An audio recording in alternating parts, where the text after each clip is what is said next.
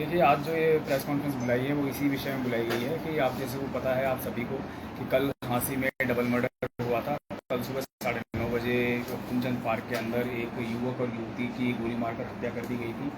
और जिसकी बाद में जब तफ्तीश की गई तो उसमें बात ये सामने आई थी कि युवक और युवती जो है, युवक बड़ाला गाँव का रहने वाला था, तेजबीर, और जो युवती थी मीना, वो यहाँ की सुल्तानपुर की रहने वाली थी। और जो दोनों ये थे आपस में रिश्तेदारी में ही थे कि जो तेजबीर के मामा के साले की लड़की थी, और इन दोनों का पहले से लव अफेयर चला था। उसके बाद इन दोनों ने लव मैरिज की थी। 22 अप्रैल को इन दोनों ने गाज़ियाबाद में शादी की थी, और उसके बाद में इन्होंने पुलिस प्रोटेक्शन के लिए अप्लाई किया था कोर्ट में। तो उसके बाद में इनको सेफ हाउस में भेजा गया था 1 मई को। 3 दिन तक ये सेफ हाउस में रहे थे। उसके बाद 4 मई को इन्होंने खुद ने कोर्ट में ही बयान दे दिए थे और अपनी पिटीशन जो प्रोटेक्शन की थी वो विड्रॉ कर ली थी। उसके बाद में ये अपने गाँव में बड़ाला में ही रह रहा था लड़का अपनी वाइफ के साथ में। लेकिन जो लड़की के परिवार वाले थे और जो लड़के के मामा जो थे वो भी लड़की के जो रिश्तेदार थे वो भी इससे खुश नहीं थे, उनकी शादी के विरुद्ध थे। तो इसलिए इनके बीच बीच में पंचायती भी हुई थी काफ़ी बार, और इस बात को परिवार ने समझाने का या इस बात को सुलह करने का प्रयास भी किया। उसके बाद में कल ये वारदात हुई। तो उसके बाद में हमने जब इन्वेस्टिगेशन किया तो उसमें जो 2 आरोपी हैं जिन्होंने की गोली मार के इनकी हत्या की थी, दोनों को गिरफ्तार कर लिया गया है। जो 2 आरोपी जो हैं वो एक तो सचिन है जो युवती का छोटा भाई है, जो कि सचिन जो है ये 21 साल का है, और ये इसकी एजुकेशन इसने 12वीं पढ़ाई की है। वर्तमान में अभी हार्ट्रॉन से कंप्यूटर का कोर्स कर रहा है।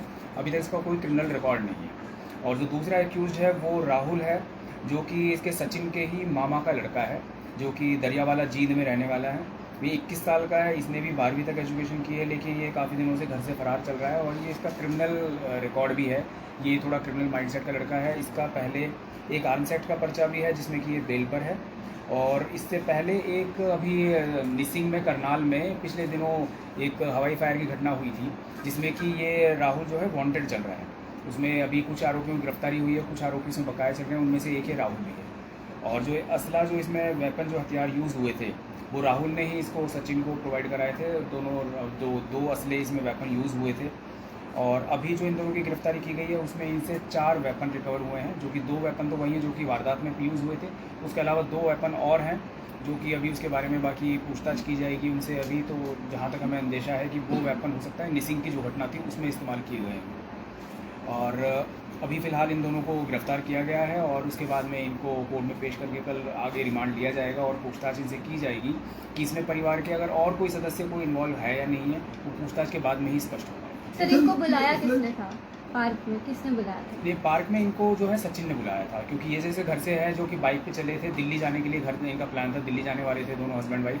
तो सचिन ने पिछले कुछ दिनों से अपनी बहन से बातचीत शुरू की थी। वो इंस्टाग्राम पे उसको कॉल करके उससे बातचीत करता था, और उससे पहले तो उसने यही कहा था फ़ोन पे कि भाई मैं ये समझा आप चाहते हूँ कि मैं आप वापस आ जाओ, आप भी अपनी जो रिश्तेदारी में यही बात कहने की कोशिश करी कि भाई आप चलो अपने घर चलो। लेकिन जब उन्होंने ये कहा नहीं हम तो साथ ही रहेंगे, तो उसके बाद में ये पहले से प्लानिंग करके आए थे, हथियार पहले से लेके आए थे। उनका पहले से ही प्लान तो उनको मारने का ही था, और उन्होंने उसी टाइम मौके पर गोली मार के उनको। सर असला पकड़ा गया इनसे? हाँ, मैंने जैसे बताया कि दोनों वेपन इनसे रिकवर हो गए हैं, और बाकी 2 वेपन और हैं। टोटल 4 वेपन इनसे रिकवर हुए हैं। सर, इनकी गिरफ्तारी कहाँ से हुई? गिरफ्तारी इनकी जींद से दरियावाला गांव से ही हुई है, जो कि इसके राहुल का गांव है। और जैसे हमें पता चला था कि भी राहुल और सचिन ने वारदात की है और वो फरार चल रहे हैं, उसके बाद में हमने रेड की। तो जब जींद में जब दरियावाला में रेड की तो वहाँ पर फिर हमें पता चला कि वो वहाँ पर छुपे हुए थे, और फिर वहीं से इनको गिरफ्तार किया। 120 में कुछ और भी अंदेशा है लेने का? देखिए, अभी इनको पूछताछ की जाएगी, इनसे हम रिमांड पे लेंगे इनको, और इनसे और ज़्यादा पूछताछ करेंगे, तब कुछ पता चलेगा कि परिवार का कोई और सदस्य शामिल है या नहीं। क्योंकि जैसा आपको पता है एफआईआर में उन्होंने 11 नाम लिखवाए हुए हैं, और उसमें इनके और भी परिवार के सदस्यों का नाम है। तो वो सारी चीज़ जो है एक बार पूछताछ पे बाद में ही क्लियर हो पाएगी। तो सचिन कहाँ का रहने वाला था सर? सचिन इसका भाई है मीना, 25 आर्म्स एक्ट में दर्ज हुई थी। सर पार्क में जो गोली मारी गई थी वो सचिन ने किनको मारी थी और रविंद्र ने किनको गोली मारी थी? देखिए, ये पूछताछ के बाद में पता चलेगा। दोनों के पास में वेपन थे, और दोनों के पास में दोनों ने ही फायर किए। दोनों वेपन से फायर हुआ है, क्योंकि जो उसमें खून मिले बरामद हुए हैं, और बाकी पोस्टमार्टम में जो वो भी पता चला है कि दोनों ही वेपन की गोलियां दोनों को लगी थी। तो वो किसने किसको मारी वो एग्जैक्टली बाद में पूछताछ के बाद ही पता चल पाएगा। ये ऑनर किलिंग कहा जा सकता है इसे? देखिए, मैं पर्सनली ऑनर किलिंग को एक सही शब्द नहीं मानता, क्योंकि अगर किलिंग में किस बात का ऑनर, और ऑनर के लिए किस बात की किलिंग। लेकिन हाँ, ये कहा जाएगा कि ये किलिंग जो है, ये मर्डर जो हुआ है, ये प्रेम प्रसंग जो उनका था, और अफेयर होने के बाद में जो उन्होंने शादी की थी घर वालों की मर्जी के खिलाफ, उसी की वजह से उनकी हत्या की गई। ये it is a social melody also?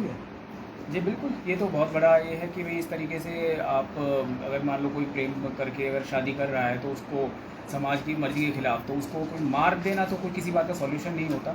ये ऐसा मेरा पर्सनल सर ये पंचायत हुई थी तो उसमें भी कुछ एक तरह का था कि लड़का लड़की घर आ जाए या रिश्ता तोड़ दें, इस तरह की कोई बातें हुई थी? देखिए बातें तो सब तरह की चली थी जो पंचायतें हुई थी पीछे उसमें, लेकिन बात यह है कि वो लड़का लड़की ने उस तरीके की बातें नहीं मानी। तो अभी जो सचिन है ने इसको बरगला के यहाँ बुलाया गया है। हाँ, सचिन ने उसको अपनी बहन को कॉल करके यहाँ पे बुलाया था और उसके बाद में उसने